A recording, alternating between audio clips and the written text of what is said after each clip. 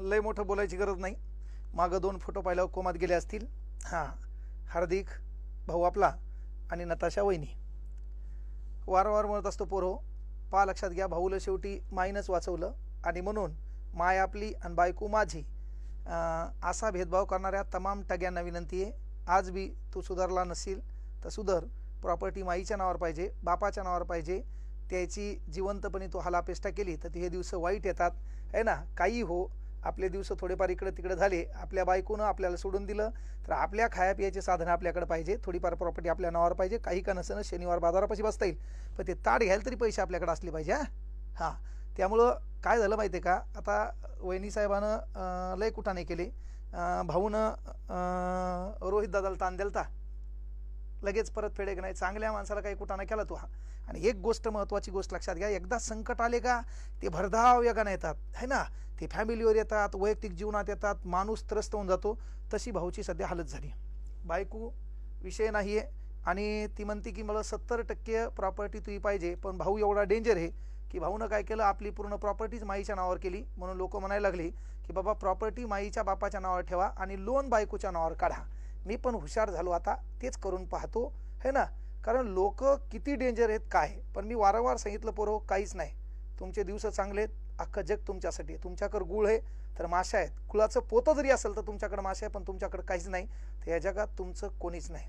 काय होतं, एक छान क्रिकेटर आहे, कप्तान झाला होता, सर्व सुरळीत चालू होतं, पण जेव्हा डबघाईला आले आहे ना, रोहित शर्माचं मॅटर झालं, लोक इग्नोर करायला लागले, लोक ट्रोल करायला लागले. त्याच्यातून महत्त्वाची गोष्ट, येईल त्या टायमात यानं येळ दिला नसेल, हिनं दुसराच कार्यक्रम पाहिला आणि या कार्यक्रमात भाऊचा कार्यक्रम होऊन गेला. म्हणजे पहा वेळ वाईट आली की कशी येते. आता हेवटा घ्या, याचे 6 पॅक आहेत, याचे 6 पॅक आहेत, हे बी आता दिसेल काय आहे समजायच्यात, या झुंगुरल्यामध्ये काय आहे का, पण हिलं काय दिसलं काय नाही. सौंदर्य वस्तूत नसून ते पाहणाऱ्याच्या दृष्टीत आहे. तिला बरं वाटलं असेल तर आपल्याला काय घेणं नाही, अभिव्यक्ती स्वातंत्र्य तिचं मॅटर आहे. पण याचा कार्यक्रम झाला आणि फुकट, यानं एवढं छान पद्धतीनं गोंडस होता, दिसू लागला किती आहे ना हे जागरण. आणि इकडे महत्त्वाची गोष्ट हिवाळी अधिवेशन, म्हणजे मी मेलं का नाही खूप फुकट. तर सांगायचं तात्पर्य म्हणजे 5 दिवस आपले वाईट यायला लागले का तर एकदम एवढे वाईट होतात. आणि चांगला काळ असेल का, त्या चांगल्या काळात एक गोष्ट आवर्जून लक्षात घ्या, माच करू नका. त्या चांगल्या काळामध्ये जे लोक तुम्हाला तुमच्यासोबत चांगले आहेत का त्याच्यासोबत चांगलं राहण्याचा प्रयत्न करा. स्वतःच्या प्रॉपर्टीबद्दल, सौंदर्याबद्दल, दिसण्याबद्दल माच करू नका. दिवस प्रत्येकाचे पलटणार आहेत. एवढं कप्तान बित्तान सर्वता कार्यक्रम बिघडला है ना, जरासा इग्नोर झाला की भाऊनं कार्यक्रम तेवढ्या साधून घेतला. मेला भाऊ, आसमानशा टपका, खजूर पे लटका, घर का घाटका. किती गोंडस हसू लागला. आता तीच म्हणती पुन्हा 70% प्रॉपर्टी पाहिजे. आता या झोंग्यामध्ये काय होतं तीच तिला माहीत. पण विषय कार्यक्रम काय झाला, मीडियाला सर्वीकडे एकच चर्चा, बायकावर लक्ष ठेवा. बायकायला पण विनंती आहे, नवऱ्यावर लक्ष ठेवा आहे ना. म्हणजे एक पहिलं मॅटर आहे, ही सोडून गेली, पण किती एक नवरे पण सोडून गेले, ते हिचं काय आहे. आणि म्हणून आपण हयत, आपल्याकडे काही आहे तर परिवार, नातेवाईक, बायको, लेकरं, बाप, माय सर्व आहे. तुझ्याकडे काहीच नाही, कोणी तू धतूर आहे. सिंपल उदाहरण आहे, सांगितलं होतं बघा, इकडे पाय काय बाबा. म्हणजे एक काल्पनिक कथा आहे. नारद मुनी होते, एक जण असा डायलॉग घालायचा, माया बायकोचा मायावर लय जीव आहे, माया लेकराचा मायावर लय जीव आहे, माया पोराचा मायावर लय जीव आहे, माया मायबापाचा मायावर लय जीव आहे. अरे ते देव म्हणायचा भाऊ काहीच नाही रे, नाशिवंत देह जाणारं सगळं सर्व काही आहे, कोणी तुझ्यासाठी नाही, तूच फक्त तुझ्यासाठी आहे, जरा सुधर. पण तरी नाही, मायावर सर्वांचा जीव आहे, मी गेल्यावर कसं होईल, हे मरतील अशी अपेक्षा होती. मग शेवटी नारद मुनी आले, ताण घेऊ नको म्हणले, तू परीक्षाच घेतो, तुला कळवतो एकदा नेमकं तू यासाठी कोण आहे. आणि मग तशीच परीक्षा त्याने घ्यायची ठरवली. याच्या घरी गेला, घरी गेल्यावर याला दुखण्यात पाडल्यावर याला सांगितलं, तू मेल्याचं नाटक कर, बाकीच्याला वाटेल तू मेला, पण महत्वाची गोष्ट तुला ऐकू येईल बाकीचे काय म्हणाले तर मी काय बोललो.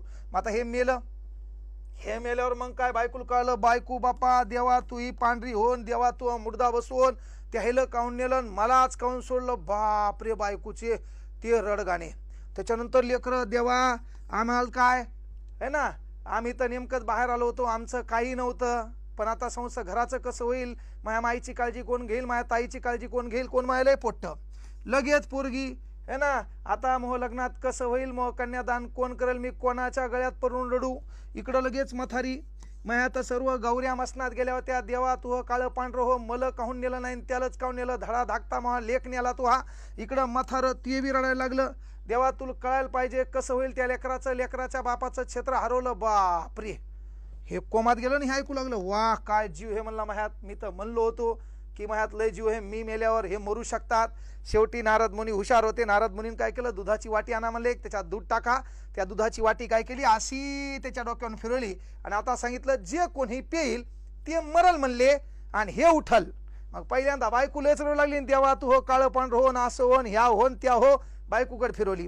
बायकून लगेच डायलॉग घालला, मोह काय मी तर गेले असते, पण ते दुसरी बायको करतील, मग माझ्या लेकराची ते काळजी घेतील का नाही याच्यात माझा विश्वास आहे. आता गेले तर जाऊ द्या, माझ्या लेकराबरोबर मी कसा तरी नीटनेटका संसार करून त्यांचा पोट पाण्याला लावते. लयच पोरगी रडू लागली ना. हा मोह कन्यादान करून करेल, मी कोणाच्या गळ्यात पण रडू. लगेच पोरीचा डायलॉग, हा मग आई आहे ना, त्याच्यानंतर मी आणखी जग पाहायचं राहिलं, मी आताच खायला जाऊ. पोरग लगेच, आता गेले तर जाऊ द्या, मी नेमकाच अंड्यातून बाहेर निघलोय, जग पाहायचं राहिलंय, माझ्या माई सोबत राहतो, सर्वांची काळजी करतो. मथारी लयच रडू लागली ना, माझ्या गौऱ्या मसनात गेल्या. तिचा डायलॉग, मला काय मी तर आता जाते, पण सुनचं आणि त्याचं पटत नाही, मग त्याला पोळ्या खाऊ नाही घातल्यावर मग त्यांचं कसं व्हा. माय बी म्हणली. मग लगेच मथार, मोह काय मी तर आता जायला तयार आहे, पण हिची काळजी कोण घेईल, म्हणजे मथारीची. हा मग त्यानं 2 झापडा मारल्या नारद मुनीच्या डोक्यावर आणि सांगितलं, ए दलिंदरा, लक्षात घे यासाठी कोणीच नाही बाब्या, तू आला एकटा जाणार बी एकटाच आहे. म्हणून इथं प्रगतीला नातेवाईक आहे. आपले दिवस वाईट आले, भाऊ भावाचा नाही, बायको बायकोची नाही, नवरा नवऱ्याचं नाही, माय बापाचे कोणी राहिलं आजकाल.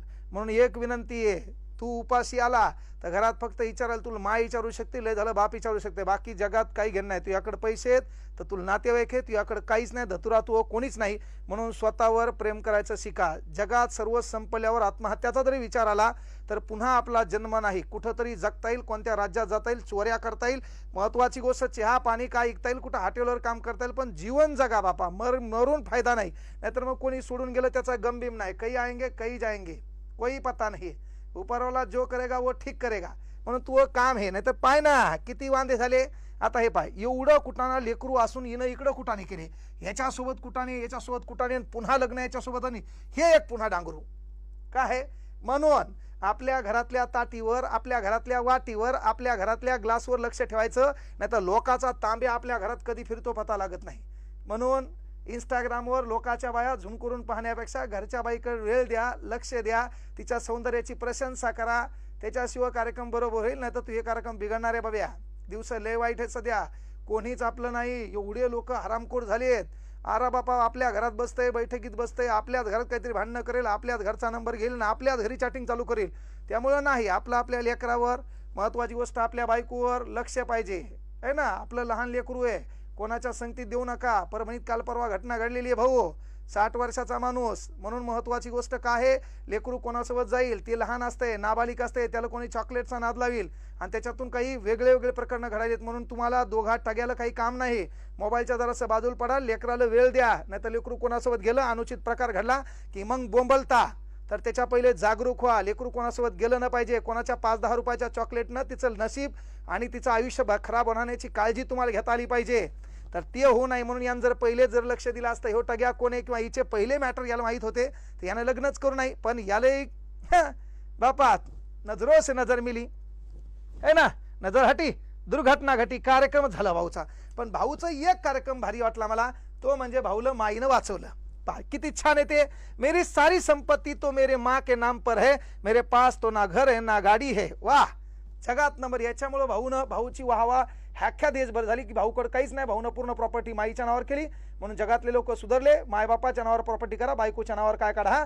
तर महत्वाची गोष्ट लोन काढा म्हणलं. घ्या. जय हिंद जय महाराष्ट्र.